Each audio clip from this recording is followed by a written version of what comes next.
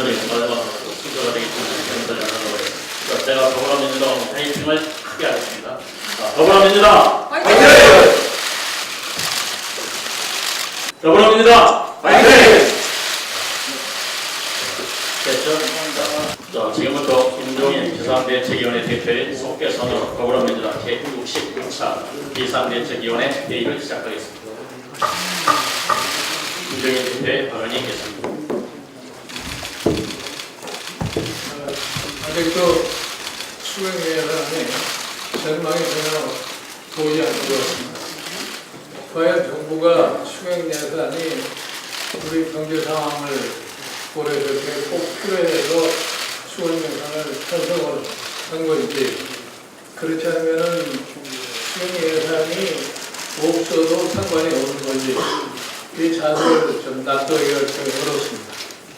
원래 이 수행과 관련해가지고 산업은행과 수립은행에 대한 청문회를 개최를 해서 그동안에 우리 조선산업이 왜 이와 같은 상황을 맞이하게 됐는지, 특히 대부 해양에 있어서의 분식의 문제라든가 이러한 것들을 철저히 파헤쳐서 국민에게 알려야만이 사실 이번 추경에 반영된 예산의 의미가 있다고 생각합니다. 그런데 정부가 거기에 대해서 전혀 협조적인 자세를 보이지 않고 있습니다. 마치 증언으로 참석하는 사람들이 무슨 cham피나 당하는 것처럼 그렇게 생각합니다. 그 어마어마한 돈이 분식으로 처리되어 있는 것에 대한 국민의 궁금증은 그러면 어떻게 풀어주려고 합니까? 저는 하루빨리 정부 여당이 추경과 관련해서 원래 약속한 청문회를 정상적으로 개최할 수 있도록 협력해 줄 것을 다시 한번 부탁드립니다. 그리고 어저께 대통령께서 북한의 사태가 굉장히 심상치 않은 것처럼 안전보장회의에서 말씀을 하셨습니다. 아마 국가안보와 관련된 사항이기 때문에 여러 가지 공개해서 안 될 어려운 문제가 있는 것 같습니다만, 국민들은 실질적으로 북한에 어떠한 사태가 발생하고 있는지에 대해서 매우 궁금하게 생각합니다. 최소한도 이 점에 관해서는 야당도 정보를 공유할 수 있는 그러한 입장을 취해주었으면 감사하겠습니다.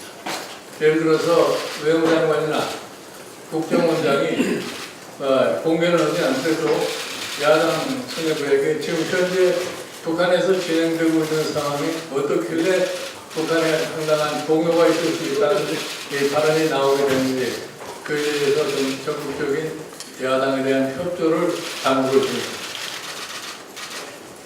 이어서 우상호 대표의 발언이 있겠습니다. 네, 오늘 비대위 마지막 회의라고 하시니까 저까지 괜히 마지막으로 느낌이 들었어요. 사퇴를 해야 되는 건지. 제가 그래서 지켜보면서 이번 비대위원들이 가장 안정적이고 가장 단합도 잘 되고 하고 싶은 비대위가 아닌가 하는 인상을 받았습니다. 수고하셨다는 말씀드리고,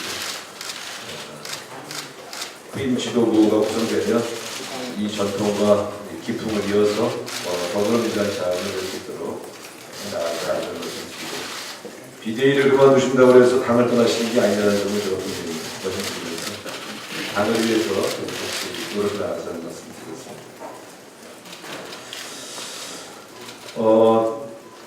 추경안 때문에 걱정이 많습니다. 하루빨리 추경안이 정상적으로 심사돼서 비록 부족한 추경안이라 할지라도 이것에 의해서 도움받는 분들이 분명히 있을 것이기 때문에 하루빨리 추경안이 처리됐으면 좋겠다는 마음을 가지고 있습니다. 그러나 그렇다고 해서 천문학적인 국민 세금이 아무데나 펑펑 쓰여지고 또 아무렇게나 부실 운영이 돼도 상관없다는 그런 전례가 만들어진다면 앞으로 대한민국 국민들이 누가 세금을 성실하게 납부하겠습니까? 그런 점에서 이 문제는 정부 여당이 좀 부담이 있더라도 그 실세들을 설득을 하셔서 청문회에 출석하도록 해달라 이런 말씀을 드리겠습니다. 당 안에서나 실세지 국민들 속에서 실세는 아니지 않습니까? 국민들 세금이 잘못 쓰여지고 또 추가로 들어가야 되는데 그 문제를 결정하신 분들이 그 뒤에 숨어있는 것을 정직하지 못한 모습이라고 생각합니다. 증인 없이 청문회 하자는 것은 피고인 없이 재판하자는 것이고 발표자 없이 강연회 하자는 것입니다. 문제는 따지지 말고 국민 세금만 쓰자는 식으로 정부 여당이 나와줘야 되겠습니다. 청문회 증인 합의만 되면 예결위는 밤을 새워 수일 안에 바로 통과시킬 준비가 다 되어 있다는 점을 말씀드립니다. 그 이철성 경찰청장 후보 임명 관련해서 정말 이렇게 해도 되나 하는 그런 생각이 듭니다. 민정수석실에서 부실 검증한 것을 국회 청문회에서 제대로 발견을 했습니다. 야당 의원들이 주도해서 이 문제를 발견을 했습니다. 문제가 발견됐으면 이 문제에 대해서 어떻게 대처해야 할 건지 임명권자가 입장을 밝혀야 합니다. 민정수석은 민정수석대로 부실 검증한 책임을 져야 될 것이고, 그러나 만약에 이런 부실 검증이 있음에도 불구하고 임명을 강행하면 그때는 부실 검증의 책임이 아니라 임명권자의 책임이 됩니다. 이 점을 박근혜 대통령께서 명심하셔야 됩니다. 본인도 인정한 잘못을 대통령이 면탈해 준다면 이것은 정말 국가적인 문제가 되는 거 아니겠습니까? 수많은 경찰 공무원들이 지켜보고 있다는 점을 말씀드리겠습니다. 부실 검증에 막무가내 임명까지 겹쳐진다면 국민들이 용서하지 않을 것이다 하는 점 분명히 말씀드리겠습니다. 이게 조선시대 같으면 이런 분들을 절대 포도대장에 임명할 수 없었답니다. 이상입니다. 이어서 진영원의 발언이 있겠습니다. 다음 얘기 안 하다가 마지막 말씀을 드립니다. 괜히 뭐 자리만 차지하고 있는 건 아닌가 그런 생각도 듭니다. 새누리당에 있다가 이제 더불어민주당에 와서 차이점이 뭐냐 이런 질문을 제일 많이 받았습니다. 차이점이 여러 개 있습니다만 제일 두드러진 게 역사성을 얼마나 생각하느냐 하는 점이고, 우리 그 더불어민주당에는 다 전직 대통령님이나 정치 지도자 사진이 있는데 새누리당이 전혀 언급되지 않고 오히려 좀 전직과는 단절하려는 그런 모습이 있었는데, 어디가 더 좋은, 어떤 게 더 좋은 건지 여러분이 다 판단하고 있을 겁니다. 그리고 야당에서 이렇게 보면 야당의 역할은 또 좀 한계가 있는 거고, 여당을 이렇게 보면 참 안타까운 점이 많이 들었습니다. 크게는 부가적 과제 문제, 또 아니면 국민의 관심사한 현안 문제 해결에 있어서 얼마나 이게 정당이 기여를 하고 정부를 견인하고 있느냐 하는 부분에서 참 그 역할을 제대로 못하고 있다 이런 생각이 많이 들었고, 우리 정당도 이렇게 좀 세계화를 해야 된다. 다른 선진국들의 정당들이 어떻게 나아오고 있느냐 이런 것도 좀 봐야 되지 않을까 이런 생각이 들었습니다. 너무 감사했습니다. 이어서 양승조 비대위원의 발언이 있겠습니다. 예, 지금 비대위원은 한 4개월 정도 됐고요. 저는 사무총장하고 지원하면서 어딘 기훈련했습니다. 이 지도부가 내부 분열, 내부 갈등을 야기하는 거, 표출하는 것이야말로 최악의 지도부다. 저는 이 점은 차기 지도부가 명심했으면 좋겠다 이런 말씀을 드리고요. 우리 속담에 가래로 손으로 막을 일을 가래로 못 막는다는 말이 있습니다. 이것은 그 우병우 사건, 우리 격전적 후보자 내정 사건에 바로 딱 들어가는 거였을 겁니다.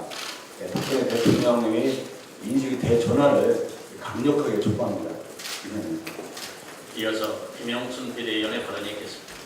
왜 그렇게 짧게 해요? 한 사람한테 시켜준다. 우리나라가 전체적인 위기 상황으로 치닫고 있습니다. 경제 위기, 사회 위기, 안보 위기 이런 총체적 위기는 대통령께서 말씀하시는 일시적 내풍이나 외부 환경의 문제보다는 우리 내부의 구조와 체질과 문화의 위기다. 그래서 이런 큰 틀의 구조 개혁, 체질 개혁, 문화 개혁이 없이는 이 위기를 돌파하기 힘들 거라고 생각합니다. 지금 우리 당에서 이제 비상대책위원회 오늘 마지막으로 회의를 하는데 저희 당이 비상대책을 해서 안정을 시키고 그 다음 단계로 나아가듯이 우리나라도 좀 비상대책을 세우고 그 속에서 국가적인 최소한의 합의를 만들어내고 그것을 중력 실천하는 그런 체제로 전환해야 된다고 생각합니다. 박근혜 대통령께서 불신과 정오, 대결과 적대의 그런 정치를 하실 게 아니라 야당과도 또 여당과도 대화하고 합의하고 그래서 위기 극복을 위한 총체적 에너지를 모아내는 그런 대통령으로서 역할해 주시기를 바라겠습니다. 저희 당도 그렇게 하신다면 최선을 다해서 같이 이 위기 상황 극복하는데 함께 힘을 모으겠다는 말씀을 분명히 드립니다. 좀 제발 이 나라 위기 극복하는데 대통령으로서 제대로 역할해 주시기 바랍니다. 나라를 망친 대통령이 안 되도록 그렇게 마지막 역할을 해주시기를 부탁드리겠습니다. 고맙습니다. 예, 이어서 정성호 비대위원의 발언이겠습니다. 예, 정동원입니다. 저도 뭐 비대위원으로 처음 발언하는 것 같습니다. 뭐 일이 없어서 어떤 할 말이 없어서 못한 게 아니라 안 한 겁니다.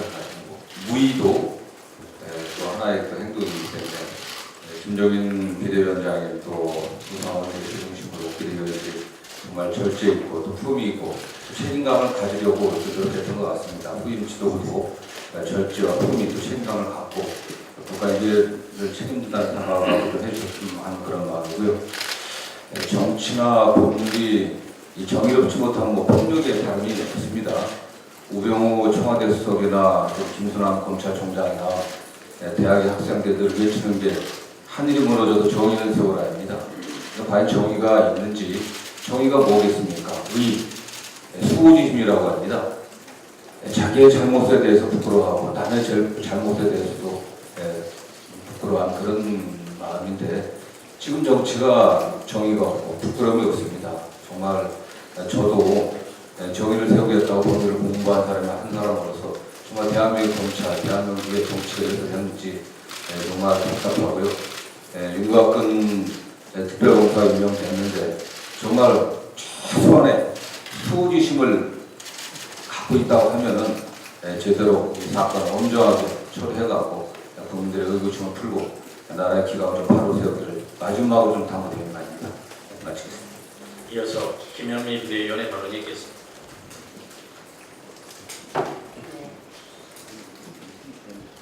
김종인 대표님과 함께 비대위원을 몇 달 동안 하면서 참 많은 것을 배우고 시야가 많이 넓어진 듯한 그런 생각이 들었습니다. 다음 시도로 우리 당이 국민들에게 신뢰를 얻는 시도가 될 수 있도록 되었으면 좋겠습니다.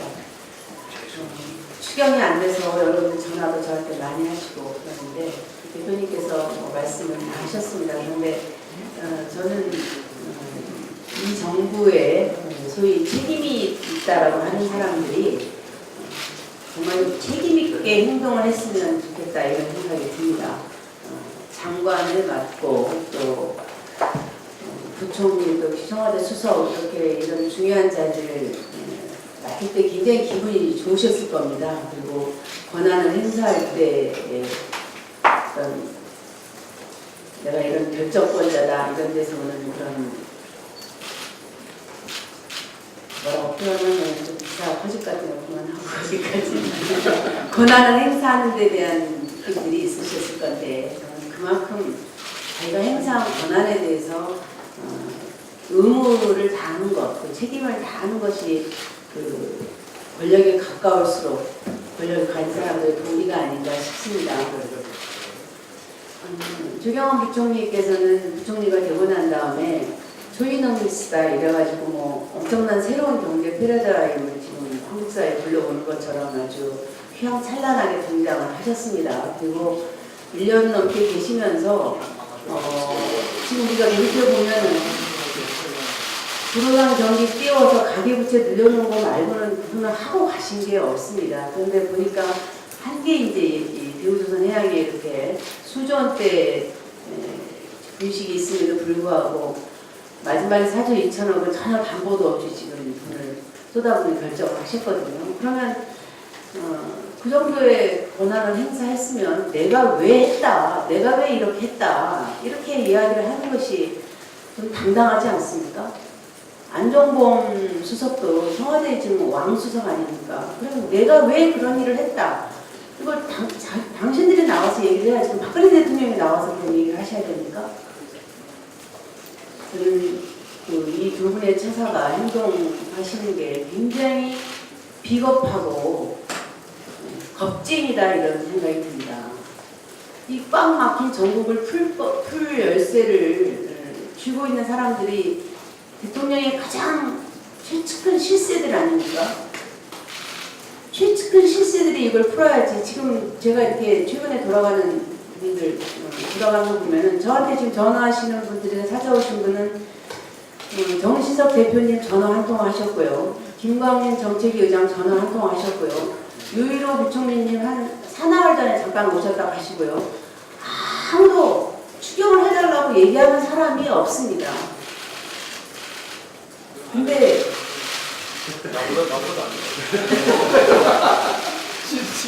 이거는 이 정부가 이 추경에 대한 의지가 없을 뿐만 아니라 모든 게 그러지 않습니까? 힘을 가진 것만큼 의무도 있는 거 아닙니까? 왜 누릴 건 다 누리고 아무것도 안 하고 풀려고도 안 하고 이렇게 무책임한 정권이 어디 있습니까? 우리는 정부 여당의 이야기를 백보양보해서 믿어줘서 추경이 필요하다고 한다면 단 하나 여기서 발생하는 실업자들의 문제들을 일자리 문제를 푸는 데 의미가 있다고 생각합니다. 그래서 우리는 추경을 하겠다는 생각을 가지고 있습니다. 그렇다면 야당이 움직일 수 있게 공간을 열어주시고 공간을 열어줄 책임은 권력에 가까울수록 비례한다. 책임있게 행동하시기 바랍니다. 대결위원장으로 다시 또 뵙겠습니다. 고맙습니다. 이어서 이춘석 비대위원의 발언이 있겠습니다.